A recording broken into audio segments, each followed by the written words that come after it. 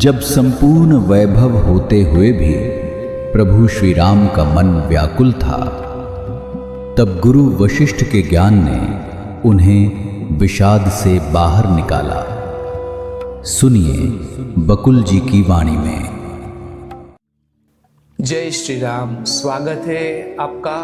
और कल हमने ये देखा था कि जो चेतना एक परमाणु में होती है वही समग्र व्याप्त है।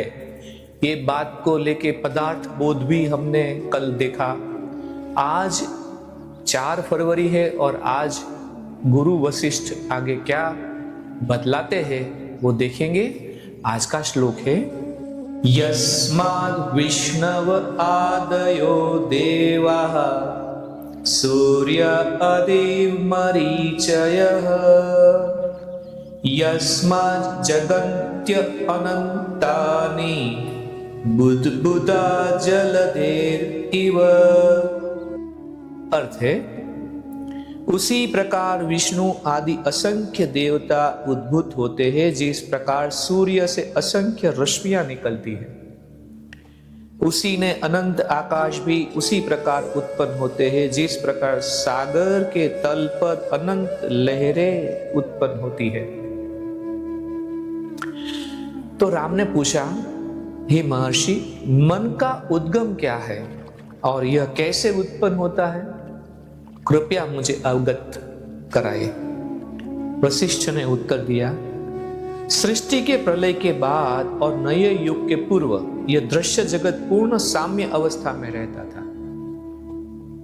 तब सर्वोच्च सत्ता के रूप में परमात्मा शेष रहता है जो शाश्वत, अजन्मा और दीप्तिमान होता है। वह सब कुछ होता है, वही सर्वशक्तिमान होता है। वह विचार और वर्णन से परे होता है।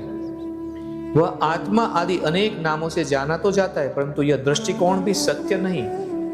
ये भी सत्य नहीं है कि आत्मा को हम आत्मा नाम दे, क्योंकि ये भी तो हमारा दिया हुआ एक नाम है। वास्तव में आत्मा का नाम दिया है वो भी सत्य नहीं है। वह है इस शरीर में ही, परंतु उसकी प्राप्ति नहीं हो पाती।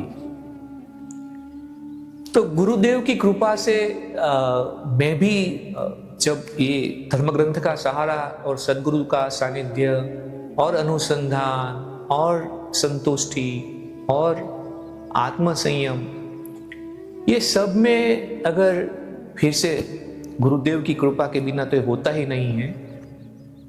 तो एक प्रश्न मुझे हमेशा एक उठता रहा कि मैं कैसे जो यही और यही इसमें मैं कैसे प्रवेश हो जाऊं। तो देखो यहां पे जो बताया है कि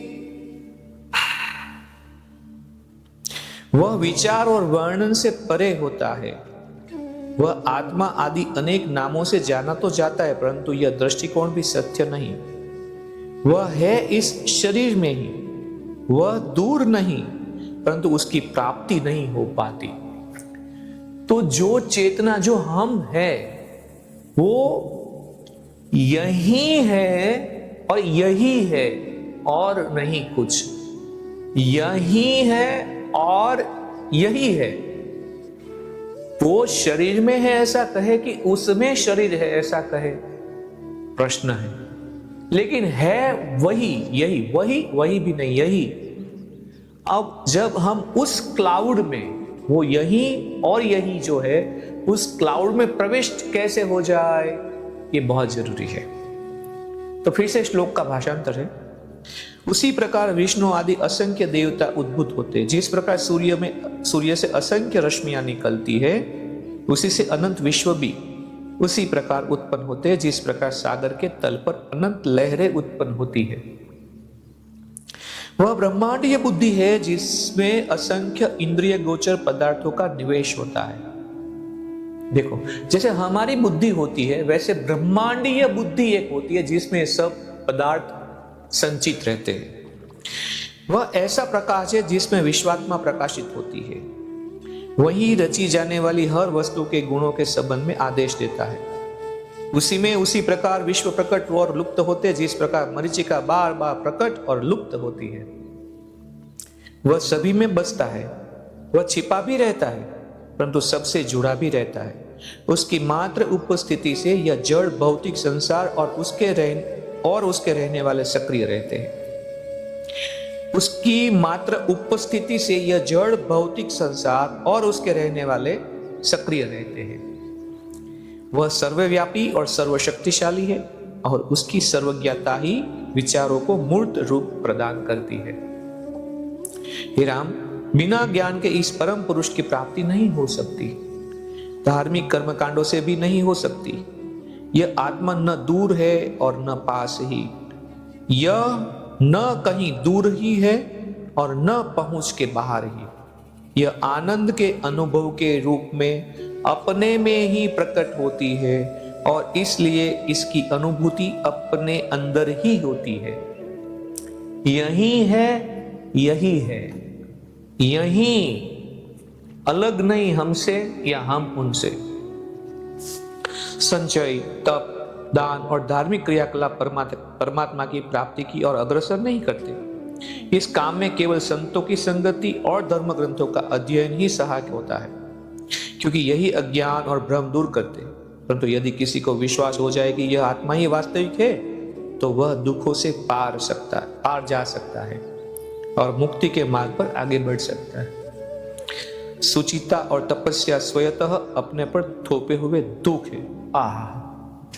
सुचिता और तपस्या वो भी अपने पर थोपे हुए दुख है। 2 दिन पहले हमने ये बताया था कि तपस्या एकमात्र स्वकर्म एकमात्र रास्ता है जहां पे हम सब कुछ प्राप्त कर सकते हैं। बड़े बड़े ऋषि मुनियों ने भी किया, और यहाँ पे कथन थोड़ा अलग हो गया कि ये थोपे हुए भी हमारे ऊपर एक भार है।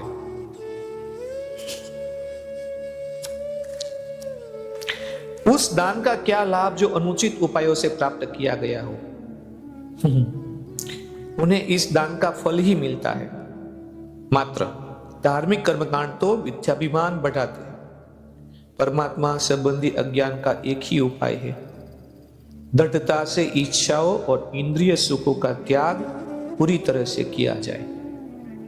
आज एक और उपाय दिखाया है, इंद्रिय सुख से त्याग करना है। और इसी मणिकी को यहाँ पे हम विराम देते हैं। कल देखते हैं फिर आगे क्या होता है। जय श्री राम। इस ज्ञान यात्रा में हमारे साथ बने रहने के लिए चैनल को सब्सक्राइब करें और बेल आइकॉन दबाएं।